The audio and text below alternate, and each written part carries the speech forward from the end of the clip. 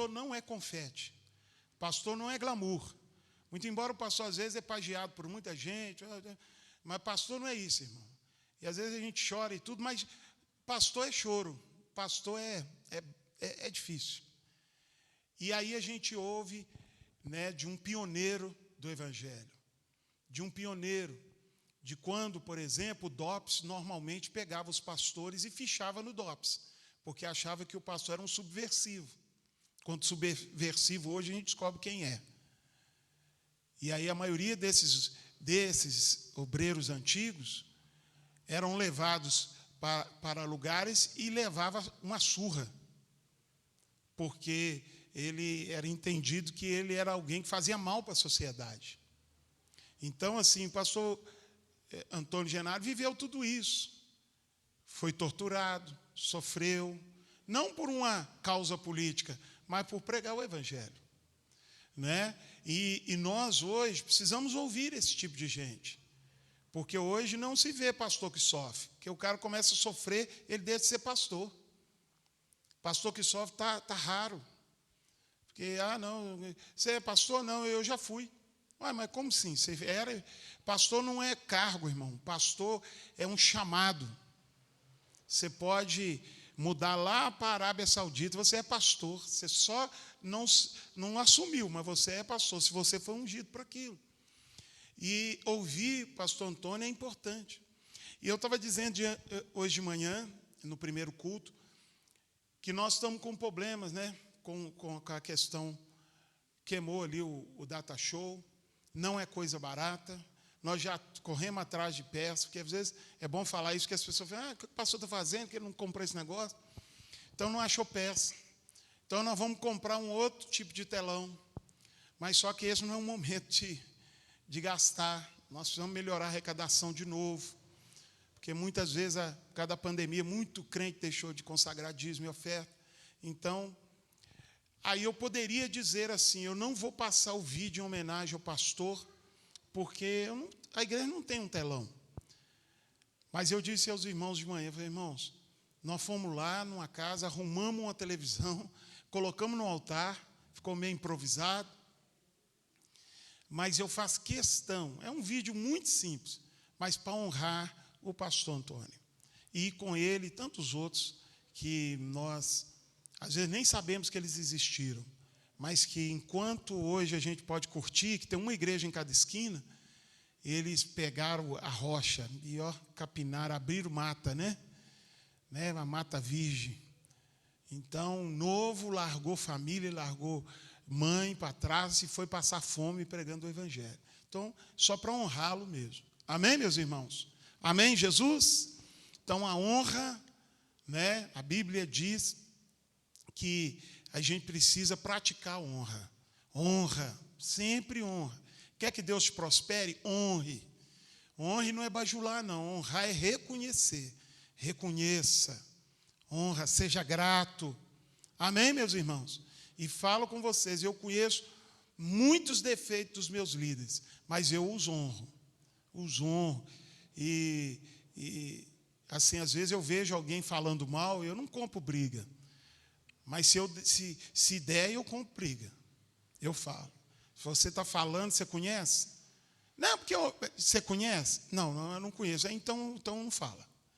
Um moço veio arrumar aqui um bebedor na igreja. Aí ele veio aqui, né? Aí a gente está conversando. Aí começou. Você conhece o pastor fulano? Pastor da nossa igreja. Eu falei, conheço. Rapaz, aqui não é pastor, não. Aqui é um pastor do diabo, rapaz. E começou a falar um tanto de coisa. E arrumando o bebedor. E falando mal do pastor. E ele não percebeu que ele estava dentro da igreja daquele pastor. E ele está falando mal. Aí eu fui e falei assim, não, mas eu não gosto de comprar briga, porque eu vou ficar comprando briga de pastor, não. Mas eu falei, mas é um absurdo, está dentro da igreja falando mal do pastor da igreja. Aí eu cutuquei ele assim, falei assim, você sabe qual igreja que você está? Eu perguntei, sabe qual é a igreja desse pastor? É aquela igreja quadrangular, aquilo ali, meu filho. Porta aberta, porta larga. Eu falei, você sabe qual igreja nós estamos? Ele falou assim, gaguejou, eu falei, que é a igreja do Evangelho Quadrangular. Eu queria te perguntar se você conhece esse pastor que você está falando dele. Não, é porque eu já até ouvi falar. Então você não conhece. Se você não conhece, você não pode falar, irmão. Você veio aqui prestar um serviço, vem falar mal do pastor, rapaz. Eu aconselho você a dobrar o joelho e pedir perdão. Eu não falo mal de homem de Deus. E quando dele caiu a ficha, que ele estava dentro da igreja do Evangelho, dentro de um templo, né? Aí puxa. Ele fez um serviço tão bom, que depois que ele foi embora, nós jogamos o bebedor fora. Então, honre o seu pastor, honre o seu líder, honre quem prega. Se você nunca quiser elogiar, não precisa elogiar. Mas não engrosse o cordão daqueles que criticam. Fique quieto. Fique quieto. Porque o homem de Deus, ele não é anjo com asa, não. Ele tem defeitos e muitos defeitos. Mas não fale mal. Deixa Deus tratar. Quem entendeu? Vamos assistir? Amém? Então vamos lá, em nome de Jesus.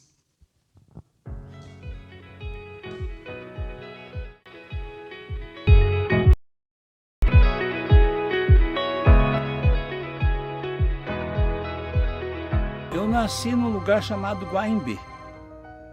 Guaimbê é perto de Getulina, que é próximo de Lins, interior de São Paulo. Com a minha família, eu convivi ali até os meus 6 anos, mais ou menos, quando meu pai já tinha vindo para a cidade e resolveu ir buscar a gente.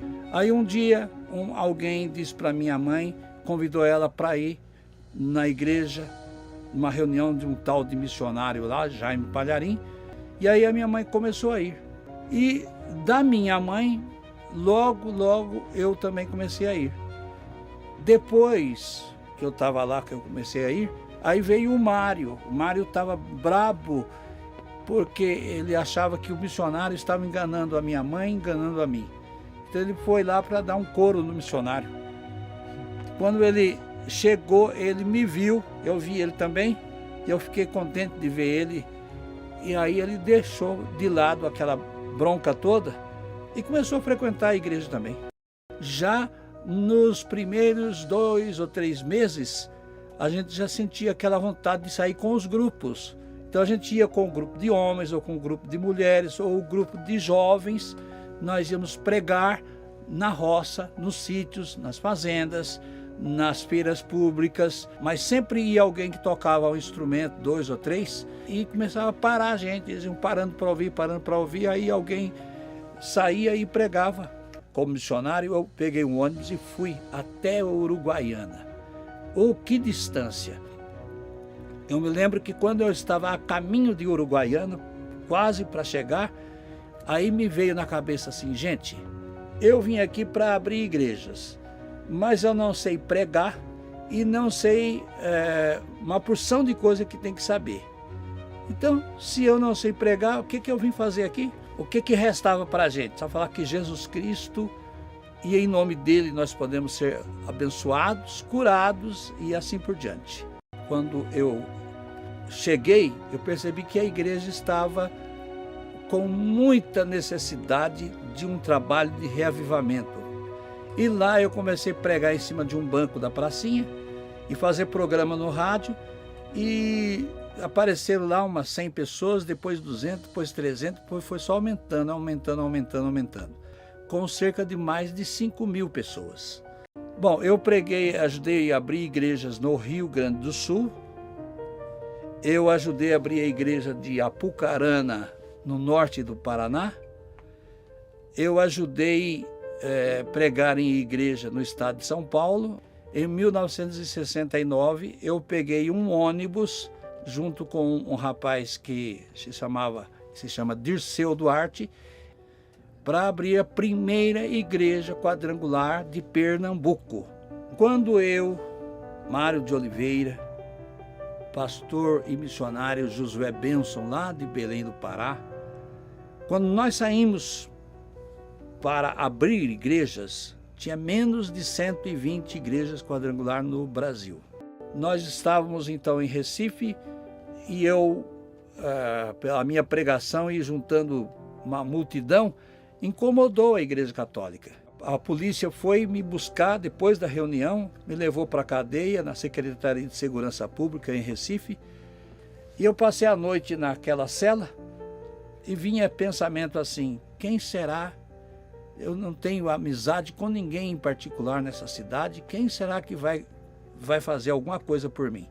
Antônio de Oliveira, sou eu, sai aqui e veste essa roupa porque vieram te buscar. Aí eu fiquei sabendo que era o general, maior autoridade no Nordeste, que mandou o motorista dele me buscar para ir tomar o café da manhã com ele. Quando eu fui abrir a Igreja Quadrangular em Recife, nós chegamos com tão pouco dinheiro que logo que chegou o dinheiro já acabou e começamos a passar necessidade. Mas tentaram me matar umas 5 vezes e eu não sabia que estavam planejando minha morte, não.